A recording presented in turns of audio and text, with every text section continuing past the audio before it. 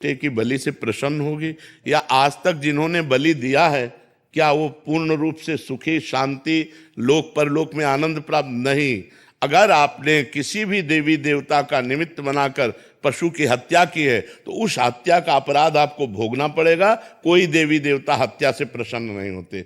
देवी देवता प्रसन्न होते हैं कि हम फलों की बलि दें उन्हें, हम उपवास करें, उनके लिए तप सहे, उनके लिए कष्ट सहे।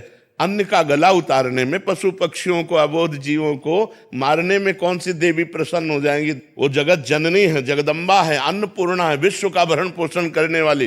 वो ये मूर्ख लोग हैं जो ऐसा समझते हैं कि देवी खून पीती। देवी खून पीती उनका जो जगत में हाहाकार मचा करके सीधे सरल लोगों की हत्या करते हैं, उनका खून पीती है। जैसे महिषासुर, शुंभ निशुंभ काट करके इनको चला दिया। वो माँ विकराल के अपने ही पुत्र को इसलिए मार रही कि तू लाखों के नाश करता है, इसलिए तेरा नाश करूंगी। तो यद्यपि माँ जगत जननी ये छोटे छोटे बकरे, पशुओं की हत्या से माँ प्रसन्न होने वाली नहीं। ये दुष्ट लोग हैं, ये मूर्ख लोग हैं जो इस बात को नहीं समझते हैं। अपनी दुष्टता को काबू में करो। किसी जीव की हत्या से कभी परमात्मा प्रसन्न नहीं होता। वो माँ रूप में परमात्मा हो, वो शिव रूप में परमात्मा हो, राम रूप में परमात्मा हो, वो किसी भी रूप में, वो एक ही परम तत्व परमात्मा है, दूसरा कोई नहीं है। इसलिए अगर कोई कहता है कि बिना इसके उपासना सिद्ध नहीं होती, तो रामकृष्ण परमहंस जी ने कब बलि दी? जी नहीं दी। आप विचार करके दी। और साक्षात काली मां उनसे बात करती थी। इनके जैसा कौन होगा? मतलब विश्व युगों में ऐसे महापुरुष प्रकट होते हैं और साक्षात्कार किया काली जी का, और कब किसी पशु की बलि चढ़ाई? तो ये मूर्ख लोग हैं जो ऐसा करते हैं। हम प्रार्थना करेंगे उनसे कि वो ऐसा ना करें। अगर बलि ही चढ़ाना है तो नारियल की बलि चढ़ाइए, नींबू की बलि चढ़ाइए। किसी जीव की बलि चढ़ाने से माँ प्रसन्न नहीं होती। अगर प्रसन्न हो जाए माँ, या देवी सर्वभूतेषु बुद्धि रूपेण संत्या, तुम्हारी बुद्धि प्रकाशित हो जाएगी, तुम्हें ज्ञान प्रकाशित हो जाए, तुम्हारे अंदर आनंद आ जाएगा। पशुता आती कि आनंद आती? पशुता। माँ का प्रसाद क्या है? त्रिगुण माया से मुक्त हो जाना। ये मनुष्य से बस न किसी की निंदा कीजिए। वाणी को तो काबू में किया जा सकता है ना। हमारा मन हो रहा हम इनकी निंदा करें। तो कलिकर एक पुनीत प्रतापा, मानस पुण्य होए नहीं पापा। कलयुग में मानसिक पाप नहीं लगता है। तो मन तक आ जाए तो ठीक है, लेकिन वाणी तक ना आने पावे, हम क्रिया में ना उतरने दें। मन तक तो फिर पाप नहीं लगेगा, और क्रिया में उतर गया तो परेशानी। तो क्रिया को तो रोक सकते हो ना। क्यों व्यर्थ में पाप लोगे? क्यों व्यर्थ में दुख मोल लोगे? भाई हमारा जीवन सुख के लिए है। हम दूसरे की निंदा करेंगे तो अपने हाथ कुछ लगेगा नहीं, दूसरे का दोष दर्शन करेंगे तो अपने हाथ कुछ लगेगा नहीं, पाप ही मिलेगा। पर निंदा के किए थे आवत नहीं कछु हाथ, मूरख पर्वत पाप को ले चल अपने साथ। तो इसलिए विवेक धारण करके मन को रोकिए कि वो किसी की निंदा स्तुति आदि ना करे। अगर वो कर देता है तो ऊपर से आपके नहीं होना चाहिए, अंदर ही अंदर हो जाएगा तो उसका कोई पाप नहीं लगेगा। बहुत सावधान रहिए। परमार्थ का मतलब है सावधानी रखना। और ज़्यादा किसी से संबंध मत रखिए, तो ये फिर बात ही नहीं आती। उठना बैठना व्यवहार बातचीत ज़्यादा मत रखिए। अपने काम से काम रखिए और नाम जप कीजिए। तो ऐसा अवसर ही ना आने दो कि चार लोग बैठकर किसी की निंदा स्तुति करें, सुने। अपने माँ बाप आध्यात्मिक जो होता है वो अलग जीवन उसका होता है। जो काम करना है वो काम कर दिया, जो व्यवहार में जाना है वो व्यवहार में चला गया, लेकिन बहुत सावधान होते हुए। किसी की निंदा स्तुति से मतलब नहीं। महाराज जी, माताओं बहनों की तरफ दोष दृष्टि हो जाती है, इससे बड़ा भय लगता है अंदर। नहीं, दोष दृष्टि होना ये मन के पूर्व संस्कार है, लेकिन क्रिया ना हो जाए, क्रिया ना होने पावे। दोष दृष्टि तो मन जब तक पवित्र नहीं तब तक जो दृश्य देखेगा तत्काल संकल्प बनाने की कोशिश करता है, पर क्रिया ना होने पावे। हम किसी माता बहन की तरफ दोष दृष्टि मान लो हमारे अंदर हो गई तो राधा राधा वो खत्म हो गया। लेकिन अगर क्रिया हो गई तो फिर जेल भी जाना पड़ेगा। क्रिया हो गई तो आप समाज में निंदा के भी पात्र बनेंगे और नरक भी जाना पड़ेगा। क्रिया ना होने पावे। आंतरिक मन में विकार को हम नहीं रोक सकते हैं जब तक भजन का बल नहीं जागृत होगा, और जब भजन का बल जागृत होगा तो उसको भी रोक लेंगे। वो संकल्प और मतलब इतना समय ही मत दो। तभी कहते हैं राधा राधा राधा राधा। इतना समय ही मत दो कि कुछ प्रपंच कर पाए, उसके ऊपर इतना बोझा लादे रहो नाम का, कथा का, कीर्तन का, कि उसको अवसर ही ना मिले संसार की तरफ जाने का। अगर अवसर भी मिले तो क्रिया ना करे, क्रिया ना होने पाए, बस इसको रोक ले। नागेश कुमार जी हरिद्वार से। राधे राधे। राधे राधे महाराज जी। गुरुजी, मैं एक वैज्ञानिक पृष्ठभूमि से हूँ। मेरी स्वाभाविक रुचि ज्ञान मार्ग व प्रकृति के विश्लेषण में है। महाराज जी, शास्त्र कहते हैं कि आत्मा तत्व अप्राकृतिक है और स्वयं ईश्वर है। महाराज जी, प्रश्न है कि जैसे आप कहते हैं कि वायु विकार के कारण समुद्र लहरों के रूप में परिलक्षित होता है, दिखाई देता है, वैसे ही क्या प्राण ही मन बुद्धि के रूप में परिलक्षित होता है और समाधि की स्थिति में शांत हो जाता है, जिससे आत्म तत्व प्रकाशित हो जाता है? अभी समझ नहीं पाए। आपका प्रश्न है। हाँ, अष्टधा प्रकृति अपरा प्रकृति है। आकाश, जल, वायु, अग्नि, पृथ्वी, मन, बुद्धि, अहंकार, कितने हुए? 8। ये अष्टधा प्रकृति से सब कुछ रचा हुआ है। इसे अपरा प्रकृति कहते हैं। इसके अंदर जो चैतन्य है उसे परा प्रकृति कहते हैं। जिसको आसक्ति शरीर में हो गई तो उसे जीवात्मा कहा गया। इन दो से ही अनंत ब्रह्मांड भरे हुए हैं। आत्म तत्व के प्रकाश से प्राण और अंतःकरण ये दोनों अलग हैं। प्राण 5 हैं। प्राण, अपान, व्यान, समान, उदान। अंतःकरण 4 है। बुद्धि, मन, चित्त, अहंकार। इन सबको प्रकाश आत्म तत्व से प्राप्त हो रहा है। जब आत्म तत्व अपने को भूल करके इनमें तदात्म हो गया, प्राणों में, अंतःकरण में, तब उसे जीव कहा गया। और अब उसको अपनी करनी का भोग भोगने के लिए अनंत योनियों में बार बार जाना पड़ता है 84 लाख योनियां, लेकिन एक एक योनियों में बहुत बहुत विभाग है, तो जीव को भटकना पड़ता है। और जब वो ब्रह्म ज्ञान प्राप्त कर लेता है, यही ब्रह्म ज्ञान कि मैं स्थूल सूक्ष्म कारण शरीर नहीं हूँ, मैं अंतःकरण नहीं हूँ, मैं प्राण नहीं हूँ, मैं इन सबका प्रकाशक हूँ, तो जहाँ अहम ब्रह्मास्मि या शिवोहम, मैं शिव हूँ, या तत्वमसि, मैं वही परम तत्व हूँ, वो जीवन मुक्त हो जाता है। बात समझ में आ रही जी? क्या जिज्ञासा है? मैं यही जानना चाह रहा था गुरुजी, जो प्राण है क्या वही अभिव्यक्त होता है बुद्धि और मन के रूप में? प्राण एक प्राकृतिक वस्तु है, वो चिदानंद नहीं है, लेकिन उसमें जो चेतना है वो चिदानंद के फोर्सेस। जैसे ऐसे पर्दा किया और यहाँ एक बड़ा सा चुंबक रख लिया और इधर लोहे की सामग्री डाल दी गई। जिधर लोहे का आकर्षण खींचकर चुंबक तत्व से हिलन डुलन होने लगा, लोहे में कुछ नहीं है, वो चुंबकीय तत्व से हिलन डुलन उसमें हो रही। ऐसे प्रकृति में कुछ नहीं है, चेतना से उसमें प्रकाश होने पर हिलन डुलन हो रही। तो प्रकृति का प्राण है, प्रकृति का मन है, प्रकृति का बुद्धि है, प्रकृति का चित्त है, प्रकृति का अहम है। लेकिन परमात्म तत्व जिसे आत्मा कहते हैं, उसके प्रकाश से सब चेतन हो रहा है। और जहां जीव सूक्ष्म शरीर को लेकर के बढ़ता है उसे जन्म होता है। जो सूक्ष्म शरीर का प्रकृति का त्याग कर देता है वो अपने स्वरूप में लीन हो जाता है। प्रकृति को स्वीकार करना ही तरंग नाम रखना है। ऐसे जीव नाम रखना प्रकृति से संबंधित होने के कारण। प्रकृति के संबंध का जो कभी हुआ ही नहीं, जड़ चेतन ही ग्रंथि पड़ गई, यद्यपि मृषा छूटति कठिनाई। जड़ चेतन में कभी ग्रंथि पड़ ही नहीं सकती, पर भ्रम से स्वीकार कर लिया गया, मैं स्त्री हूं, मैं पुरुष हूं, ये प्रकृति को स्वीकार किया गया है। तो प्राण कोई चैतन्य घन नहीं है। प्राण में चैतन्यता जहां से आती है वो आत्म तत्व है। प्राण एक जड़ वस्तु है, उसमें चैतन्यता आत्म तत्व से आती है। आत्म तत्व से ही प्रकाशित होकर पूरा अंतःकरण काम करता है। ये सब भागवती के अंदर से, जैसे पर्दे में सब कुछ दिखाई दे रहा है लेकिन बालकनी के नीचे से फोकस आ रहा है, तो आत्म तत्व के फोकस से ही प्रकाशित हो रहे हैं। प्राण जड़ चैतन्य का ये जो भेद स्वरूप अपना अहम है, ये भी उसी से प्रकाशित हो रहा है। सब कुछ उसी से प्रकाशित हो रहा है। सबकर परम प्रकाशक जोई। आप समझ पा रहे? प्राण में स्वयं की सत्ता नहीं। तो महाराज जी, जैसे प्रकृति अष्टाध्यायी प्रकृति हो गई जी, तो जैसे कोई जैसे समुद्र है, तो समुद्र के अंदर तरंग आया जी, और फिर वो समुद्र में ही विलय हो गया। जी।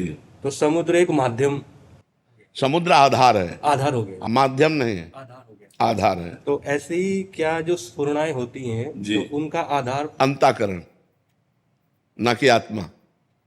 प्राण। प्राण तो केवल संचलित करने का काम कर रहे हैं। प्राण इस जीवन को संचलित करते हैं, बुद्धि इसका निश्चय करती। जैसे एक मच्छर ने हमारे कहीं भी काटा तो पहले हमारे अंदर स्फुरणा हुई बुद्धि में। मच्छर काट रहा है, मन में संकल्प हुआ कहाँ काट रहा है, तो बुद्धि निश्चय करके बताया कि पीठ में काट रहा है, तो मन ने तुरंत संकल्प किया और हाथ में क्रिया आ गई और हाथ वहां पहुंच गया, काम कर दिया। आत्म तत्व इसमें कहीं नहीं है, ये चेतना का प्रकाश है, बुद्धि में चेतना का प्रकाश है और ये सब जड़ यंत्र हैं। जैसे आप बिल्कुल समझ लीजिए पूरी फैक्ट्री चल रही, लेकिन किससे चल रही? बिजली से। ऐसे ही आत्म तत्व से सब क्रियाएं हो रही हैं, सब क्रियाएं नाना प्रकार, और इतनी विचित्र क्रियाएं हो रही हैं कि अगर विवेक ना हो तो आपको समझ में नहीं आएगा। जैसे एक बिजली है ठंडा कर रही है, एक बिजली है प्रकाश दे रही, एक बिजली है हीटर में गर्मी दे रही। वही बिजली ऐसा कैसे हो सकता है कि गर्म, वही बिजली ऐसा कैसे हो सकता है ठंडा, वही बिजली ऐसा कैसे प्रकाश, वही बिजली ऐसा कैसे बहुत बलशाली मशीनों को चला रही। तो बिजली का यह स्वरूप नहीं है, ये करणों का स्वरूप है। बिजली जिस करण में गई वैसे ही स्वरूप हो गया, ऐसे आत्म स्वरूप। अब ये करण है, कोई बहुत दुष्ट स्वभाव का अंतःकरण वाला है तो वही आत्मस्वरूप का बल उसे दुष्टता प्रदान करेगा। कोई साधु स्वभाव वाले का है, वही आत्मस्वरूप उसे साधुता प्रदान करेगा। तो इनमें कोई बल नहीं, वो ऐसे हुआ कि सब सिस्टम ठप। जैसे बिजली गई तो सब सिस्टम ठप, तो वो बिजली है आत्मा। यद्यपि बिजली प्राकृतिक है और वो चिदानंद में है, कैसे बिजली एक देशी है और वो सर्वदेशी है। तो समझ पा रहे आप जी? खुशी खनेजा जी दिल्ली से। श्री हरिवंश महाराज जी, महाराज जी आपके चरणों में कोटि कोटि प्रणाम। आपके श्रीमुख से सुना है कि केवल भगवत कार्य या चिंतन ही सत्य है, अन्य सभी कार्य सुख का पर्दा किए हुए दुख हैं। महाराज जी मेरा प्रश्न है कि यदि कोई कार्य हमारे अनुकूल होता है और उसमें हमें सुख की अनुभूति होती है, तो हम कैसे पहचाने कि वह कार्य वास्तव में सत्य है या केवल अस्थायी सुख का आभास देकर अंततः भगवान के सिवा और जहां कहीं भी सुख की अनुभूति हो माया जनित है। हर्षित होना माया का है और प्रसन्न होना भगवान का है। हर्ष का द्वंद्व है शोक। जैसे कोई हमारे अनुकूल कार्य हो गया तो हर्षित हो गए, और कोई भगवान के अनुकूल कार्य हो गया तो हमें एक प्रसन्नता होती है कि गुरु ने कहा था 11 माला जपना है, भगवान की कृपा से 11 माला पूर्ण है। तो इसमें हर्ष नहीं होगा, इसमें आनंद होगा। और कोई समस्या हमारे जीवन में है और वो जब अनुकूल हो जाएगी तो हमें हर्ष होगा, नहीं होना चाहिए। नहीं तो प्रतिकूलता जब आएगी तब आप शोकित हो जाएंगे। तो समस्याओं में, संसार में, अपनी चाहिए हुई वस्तु में, जैसे हमारे मन में आया कि आज हमको ये भोगने को मिले, खाने को मिले, मिला तो आप हर्षित हो गए, तो आपको शोकित होना पड़ेगा, वो भागवतिक नहीं है। लेकिन अचानक आपको कोई वस्तु मिल जाती है और आपको वो प्रिय है और भगवान को भोग लगा के आप पा लेते हैं, तो आपको आनंद प्राप्त होगा, क्योंकि आपने कामना नहीं की थी, आपने संकल्प नहीं किया। और आपको हंसी आएगी कि वाह प्रभु वाह, ये तो बहुत आपका चमत्कार हुआ कि यही पसंद था, आपने ऐसा कर दिया। वो सीधे प्रभु से कनेक्शन रखता है, वो व्यक्ति वस्तु घटना परिस्थिति से कनेक्शन नहीं। जो व्यक्ति वस्तु घटना परिस्थिति से संबंध से हमें जो सुख मिलता है वो माइक सुख होता है, और जो केवल नाम भगवान, भगवान के रूप, भगवान की लीला और भगवान के विधान। जैसे किसी ने, हजारों लोगों ने नमस्कार किया और 2 ने थप्पड़ जमा दिए, तो दोनों में हमें समान रहना है, क्योंकि हजारों में विधान किया भगवान ने तो उन्होंने नमस्कार किया, और 2 को विधान करके भेजा कि इसका नशा उतारो सम्मान का, तो उसने थप्पड़िया दिया। तो हमें दोनों में प्रसन्न रहना है कि मेरे प्रभु का विधान है। हम उस घटना परिस्थिति को नहीं देखते, मेरे प्रभु का विधान है, ऐसा सोचना है। तो हमको प्रभु के विधान में आनंदित रहना है, न हर्षित होना है न शोकित होना है। जो ध्यान करके सुन लीजिए, व्यक्ति वस्तु स्थान घटना परिस्थिति में हर्ष या शोक होता है वो माइक होता है, और जो भगवान के संबंध से होता है वो आनंददायक होता है, वो प्रसन्नता प्रदान करने वाला होता है। आकाश पंजवानी जी मध्य प्रदेश। राधे राधे। राधे राधे महाराज जी, आपके चरणों में कोटि कोटि प्रणाम। महाराज जी आपका भाव ये है कि जो मतलब हमारे ग्रहों का जो हिसाब किताब होता है, तो जो उसमें उपाय बताए जाते हैं पंडित जी जन द्वारा, तो वो महाराज जी करने से क्या वो परेशानी ठीक हो जाती है, या जैसे वो बताएं वैसे ही करें, या कुछ और भी कर सकते हैं? देखो, जब ग्रह विपरीत होते हैं तो उनकी शांति के लिए वैदिक अनुष्ठान है। वैदिक अनुष्ठानों का अगर हम सांगोपांग ब्राह्मण के द्वारा अनुष्ठान कराएं तो ग्रह नक्षत्र जो हमारे विपरीत होते हैं वो उतना उपद्रव नहीं कर पाते, ये वैदिक सिद्धांत है। लेकिन यदि भगवान की आराधना की जाए तो कुछ नहीं बिगाड़ सकते। जो पे कृष्ण चरण मन अर्पित तो का करी है नवग्रह रंक। ऐसे ही जानकी नाथ सहाय करें तब कौन बिगाड़ सके नर तेरो। शुक्र शनिचर राहु केतु सब क्षण में हुई हैं तेरे चेरो। जानकी नाथ सहाय करे तो कौन सीम की चाप सके को तासु। बड़ रखवार रमापति जासु। यदि भगवान तुम्हारे अनुकूल हैं और शनिचर 7.5 है तो कुछ नहीं बिगड़ने वाला, मंगल ही मंगल होगा। अगर भगवान का भजन नहीं करते, मनमानी गंदे आचरण करते हो तो थोड़ा अनुष्ठान कराने से थोड़ा तो शांत होगा, लेकिन वो फिर वो अपनी कला में तुम्हें फंसाकर नष्ट करेगा। इसलिए हमें लगता है कि जो वैदिक अनुष्ठान करवा सके तो करवा ले, नहीं भगवान का नाम लेकर के, भगवान का आश्रय लेकर हर ग्रहों को शांत किया जा सकता है। खूब नाम जप करो, हर ग्रह शांत हो जाएंगे, अपने आप शांत हो जाएंगे। कह रहे कि पढ़ो चिंतन, जैसे कुछ भी परेशानी आती है तो ऐसा लगा 7.5 आ गया। ले ऐसा कर। अच्छा ये बताओ, जिसके ग्रह नक्षत्र विपरीत नहीं होते उसको समस्या नहीं मिलती क्या? जो हमने पाप कर्म किए वो हमें भोगने पड़ेंगे कि नहीं भोगने पड़ेंगे? तो शरीर की रचना 2 कर्मों से हुई, पाप और पुण्य दोनों के मिश्रित से हुई, तो कभी सुख आएगा कभी दुख आएगा। हाँ, ग्रह नक्षत्र विपरीत होते हैं तो हमको परेशानी ज्यादा पड़ती है, हमें समस्याएं ज्यादा आती हैं। तो हम ग्रह नक्षत्रों की शांति का उपाय बिल्कुल सरल उपाय है, राधा राधा राधा राधा राधा। जो पे गोविंद चरण मन अर्पित तो करिए का नवग्रह रंग। और हर नवग्रह अनुकूल है आपके, और आप भगवान के प्रतिकूल हो तो तुम्हारा विनाश ही विनाश होगा, तुम्हें कभी लाभ प्राप्त थोड़ी हो सकता है। मान लो बड़ा अधिकारी हमसे नाराज हो जाए, होमगार्ड हमसे हाथ मिलावे तो फायदा क्या होगा? आप विचार करके तो हमारा क्या लाभ मिलने वाला है? तो बड़े अधिकारी अखिल कोटि ब्रह्मांडों के तात्पर्य भगवान है और भगवान के प्रतिकूल चल रहे हैं तो कुछ नहीं होगा। और कुछ ना करो और केवल भगवान का आश्रय ले लो, हर ग्रह नक्षत्र आपके अनुकूल होंगे। कभी इनकी हमने मान्यता ही नहीं की कि कोई, और कभी ये विचरवाना ही चरवाना नहीं चाहिए, नहीं कि अब हमारे आगे क्या होने वाला है, आगे जो होगा सो देख लेंगे, भगवान देख लेंगे, भगवान के शरण में है, राधा राधा राधा। समझ रहे ना? ये अब आज की समस्या में तो हम परेशान है, आगे की समस्या और हम मोल ले कि आगे क्या होने वाला है। अरे ब्रह्मा जी ने जो हमारे भाग्य में लिख दिया उसे कोई मिटा नहीं सकता, बात समझना। जो विधना ने लिख दिया 6ठे राव के अंक, राई घटे न तिल बढ़े, राई घटे न तिल बढ़े, रहु रे जीव निशंक। एकदम निर्भय रहो और भगवान का भरोसा रखो, सब जगह ठीक हो जाएगा। महाबलवान रावण था, भगवान से विमुख होकर शनि को बांध दिया था, अपने काबू में किए हुए था, समस्त ग्रह नक्षत्र देवी देवता सब। लेकिन क्या हुआ? अंत में क्या हुआ? उसकी खोपड़ियों को जैसे कोई फुटबॉल मारता है ना, ऐसे बंदर लात मारते थे। तो वो मंदोदरी जी ने कहा, राम विमुख अस हाल तुम्हारा, ये जो तुम्हारा हाल है ये राम विमुख अस हाल तुम्हारा, रहा न को कुल रोवन हारा। और जबकि इतना सामर्थ्य था कि शनि को भी बंदी बनाए हुए था। तू बिगाड़ने आया हमारे ऊपर 7.5 में, उसी को बंदी बना दिया।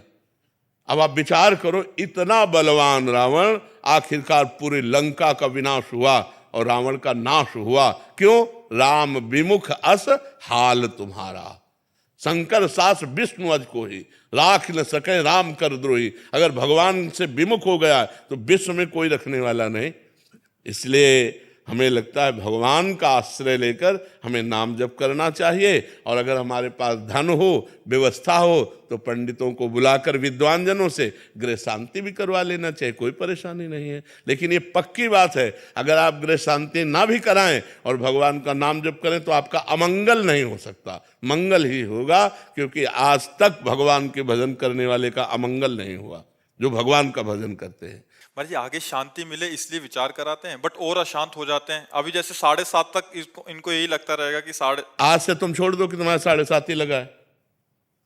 विश्वास भी जो चीज होती है, नाम जप करो, खत्म, कोई 7.5 नहीं। ये सब हमारे विश्व ब्रह्मांड के पदाधिकारी हैं, ये सब अधिकारी हैं। जैसे शनि है, राहु है, ग्रह हैं, गुरु हैं, बृहस्पति हैं, मंगल है, ये सब हमारे सिस्टम के अधिकारी है। और समस्त सिस्टम का मालिक कौन है? भगवान। और हम भगवान की शरण में, तो सिस्टम हमारे अनुकूल होगा कि प्रतिकूल? सब सिस्टम अनुकूल होगा, सब अनुकूल हो जाएगा। मंगल भवन अमंगल हारी। तो इसलिए आप लोग समझिए इस बात को। एक आदमी घोड़े की नाल की अंगूठी पहने था, लोहे की। हाँ, हमने कहा, तो उसने कहा ये छल्ला इसलिए धारण किए हैं कि हमारे ऊपर शनि का है प्रकोप है, तो प्रकोप नहीं होगा। अरे उस घोड़े से पूछो जिसकी तुम नाल पहले हो कि कितना वजन लाद के उसको दौड़ाया जाता है। अरे उसकी किस्मत तो खराब है, तुम्हारी किस्मत उसकी नाल पहनने से बन जाएगी। पूरी नाल ठोकी हुई है और उसकी किस्मत नहीं बदल रही है, तो तुम्हारी अरे राम राम जपो, राधा राधा जपो, कृष्ण कृष्ण जपो, तुम्हारा मंगल होगा। भाव कुभाव अनख आलस हो, नाम जपत मंगल दिस दसो। इस बात पर विश्वास करो। तो आप भैया निश्चिंत रहो, खूब नाम जप करो।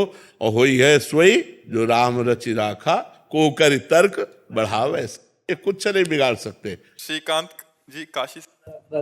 राधे राधे महाराज जी। महाराज जी, मन अशांत क्यों रहता है? भगवान का चिंतन नहीं हो रहा, इसलिए। मन सच्चिदानंद भगवान का अंश है। इंद्रियाणाम मनश्चास्मि, इंद्रियों में मैं मन हूं।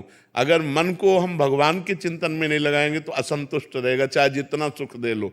तब लग कुशल न जीव को, सपने हूं मन विश्राम। जब लग भजत न राम को, शोक धाम तज काम। मन को विश्राम शांति तभी मिलेगी जब हम खूब नाम जप करेंगे। तो नाम जप करो आप, फिर देखो आपके मन को आनंद आता है कि नहीं आता। हर कष्ट में आनंद आएगा, हर परिस्थिति में आनंद आएगा। जैसे हम आपसे हंस करके बात कर रहे हैं आपसे, लेकिन हमारी शरीर की परिस्थिति बहुत डाउन है। दोनों किडनी फेल हैं, डायलिसिस होता है, परेशानियां हैं, लेकिन हम कोई परेशान नहीं। परेशान हो तो आपसे परेशान की तरह बात कर रहे हैं, हम तो आनंद से बोल रहे हैं। तो मन प्रसन्न है हमारा, शरीर हमारा रोग ग्रसित है, लेकिन राधा जी भगवान है ना। हाँ बस भगवान, हाँ भगवान की कृपा का आश्रय लो और नाम जप करो, देखो मन शांत हो जाएगा। खूब राधा राधा राधा राधा और आनंदित। अनुष्का जी विदिशा से। श्री हरिवंश महाराज जी। महाराज जी, व्यवहार में सभी जन अलग अलग हैं, मन भ्रमित होता है, सब में भगवान के दर्शन कैसे करें महाराज जी? अब फिर हमको वही बार बार उदाहरण देना पड़ता है। व्यवहार से हम भगवान का लोप नहीं कर सकते। जैसे एक ही बिजली है, हमारा जीवन है। बिजली पानी उत्पन्न करती है, प्रकाश देती है, एसी चलाती है। बिजली देखो कितना हमें काम करती है, और बिजली मार देती है, छू जाए तो मार देती है ना। बिजली ठंडा है, बिजली गर्म है। तो ऐसे ही परमात्मा पावर है, खोपड़ी अलग अलग है। अब वो जो पापमयी वृत्ति है तो उसमें पावर गया तो राक्षसी बल बढ़ गया। अब वो अपनी राक्षसी पना कर रहा है तो पावर को देखता है। जो पावर को देखता है वो हीटर में भी एक पावर है, हाइलोजन में भी वही पावर है, एसी में भी वही पावर है, फ्रिज में भी वही पावर है। पावर एक है, लेकिन करण अलग अलग होने के कारण उसकी क्रिया अलग अलग है। ऐसे ही बुद्धि का प्रकाश अलग अलग है। कोई दुष्ट बुद्धि वाला है, कोई साधु बुद्धि वाला है, कोई मध्यम बुद्धि वाला है, कोई प्रवीण बुद्धि वाला है, लेकिन पावर सब में परमात्मा एक ही है।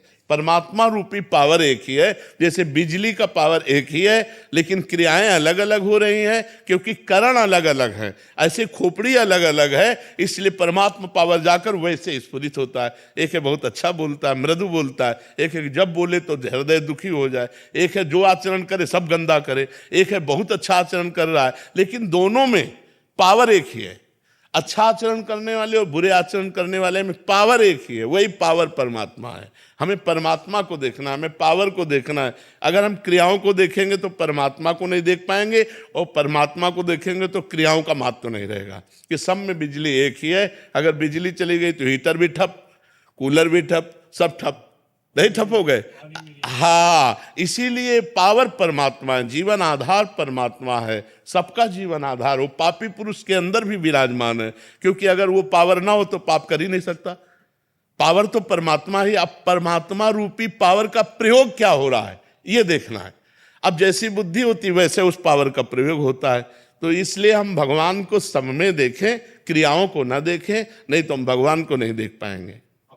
गौरव पांडे जी राधा वल्लभ श्री हरिवंश महाराज। श्री हरिवंश महाराज जी आपसे सत्संग में सुना कि हमको सिर्फ नाम जप करना है और इसके सिवा हम कुछ कर भी नहीं सकते। अगर कुछ कर सकते हैं तो सिर्फ अपना बुरा कर सकते हैं। अगर छूट हो जाए तो हम कहाँ गिरें, हमारा चिंतन कहाँ, हमारे हृदय की मांग क्या है, हमारी दृष्टि कहाँ। अगर हम रुके हैं तो कृपा की बाढ़ हमें रोक रखिए। महाराज जी आपकी कृपा से सब अच्छा चल रहा है, पर कभी कभी मन जो पुराने व्यसन छूट चुके हैं, संसारिक प्रतिकूलता आने पर बहुत जोर से उधर ले जाता है मन, जिससे परेशान हो जाता हूँ। और इस मन इसी से लड़ाई तो भी बचना है। नवीन कुसंग से और पूर्व संस्कार से हमारा युद्ध होता रहता है। जैसे नवीन कोई हमने दृश्य देखा, कोई बात सुनी, कोई भोग सानिध्य हुआ तो भोगने की इच्छा हुई। नवीन कामना, भोगे हुए भोगों की तृष्णा, यही इससे तो युद्ध होना है कि वो भोगा था, अच्छा लगा था, ये मन चिंतन करवा करके उधर ले जाना चाहता है।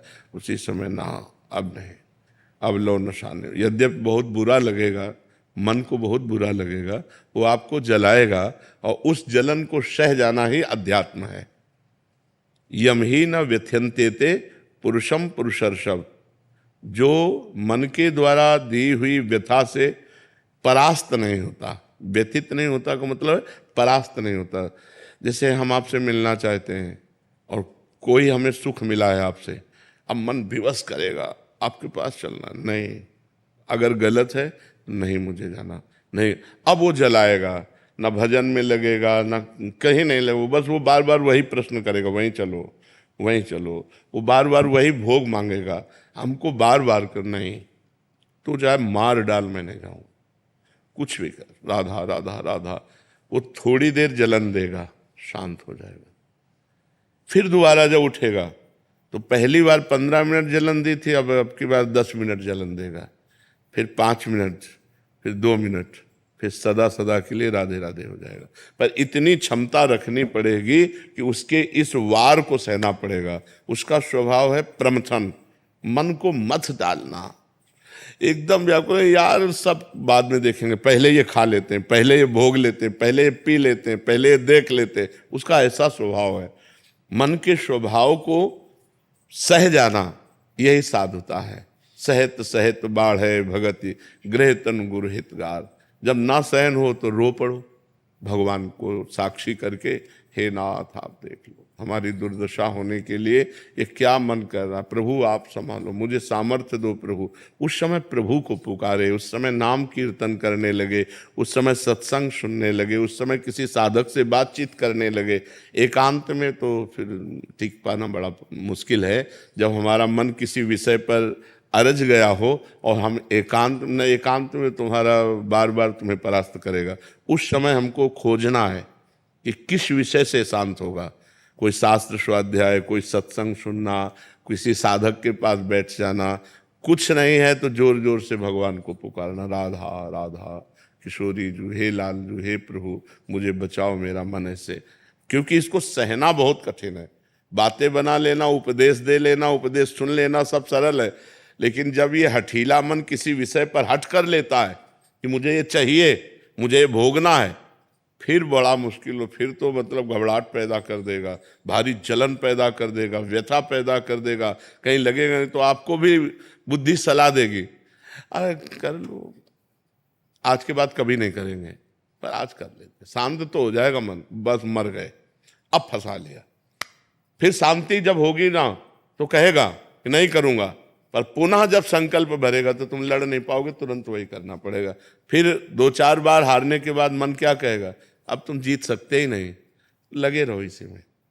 फिर वो जीव कि यार साल भर तो हमने छोड़ा था, फिर यार हम नहीं छोड़ पाए, फिर हम गिर गए। पहला जो विषय छोड़ा है उसको चांस मत दो। अगर चांस दिया तो फिर तुम्हें चांस नहीं देगा वो जीतने का, ये पक्का समझ लो। पूरा जीवन का जीवन निकाल देगा और आपकी हिम्मत नहीं पड़ेगी कि उससे आप लड़ सको। और एक बार लड़ना सीख गए, एक बार परास्त कर दिया तो आपके अंदर आनंद उठेगा कि यार वो बात से हम बच गए, वो बात से हम बच गए। तो आप हर बात जो बुरी है उसको आप परास्त कर देंगे। ये अध्यात्म की बात है। थोड़ा इसमें सहन करना सीखना पड़ेगा।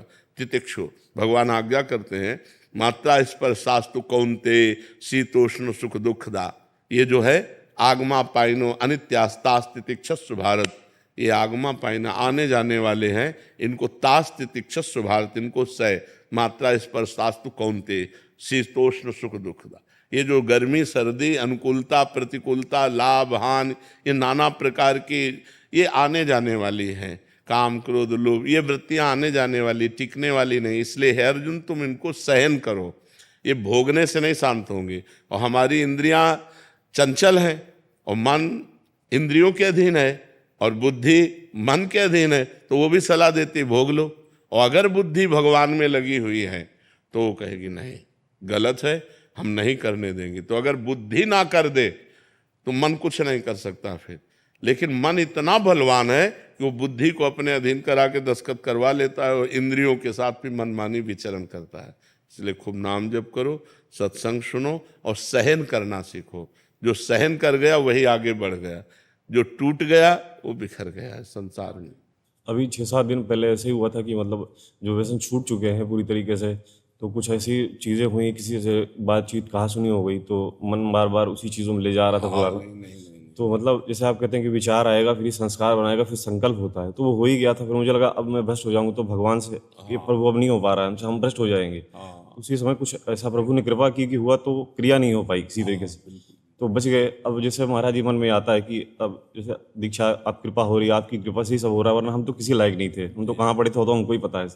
आपकी कृपा प्रभु की कृपा हुई तो अब जो उपासना मिली है वो आपकी कृपा से कर पाते हैं, हो रही है। फिर मन में ये अब डर लगने लगा है कि जैसे दीक्षा ले ली उसके बाद आगे चल के फिर ऐसा हुआ कहीं कुछ क्रिया, यही डर वो तुमको गिराएगा, यही डर गिराएगा। तुम्हें डरना नहीं, ये मैं मर जाऊं लेकिन पीऊंगा नहीं, मर जाऊं गहाऊंगा नहीं, मर जाऊं भोगूंगा नहीं। तू कर, तू कितना भी बार बार कर, मैं नहीं कभी करूंगा। कभी हट करके देखो तुम इतना डरपोक क्यों हो गए, इतना डर क्यों, डरोगे मार डालेगा। बिल्कुल बात पक्की समझो, दुश्मन से डरना नहीं है। अगर डर गए तो फिर तो मार डालेगा, फिर आपको देखो ना, दीक्षा के लिए घबराहट पैदा कर देना, वो आपको सतमार्ग से रोकेगा।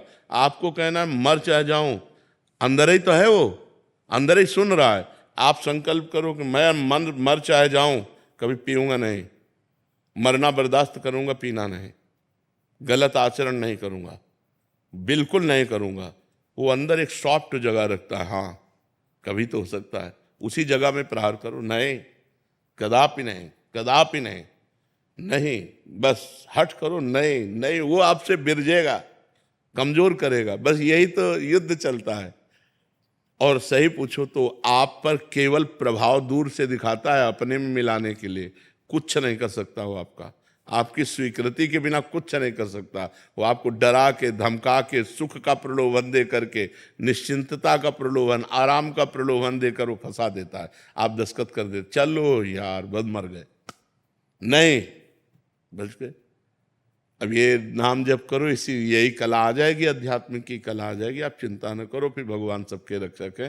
पर जो गलती छोड़ी अब लो नसानी अब नान से, उसे पुनः मत करो, नहीं तो बार बार फिर ये भ्रष्ट करता रहेगा। और एक बार आपके मन में आ जाएगा कि मैं नहीं चल पाऊंगा, अध्यात्म में मैं नहीं चल पाऊंगा, मैं योग्य नहीं हूं, अब जो होगा सो होगा। तो हम बस ऐसे मार देता है। भगवान के आश्रित रहो जी।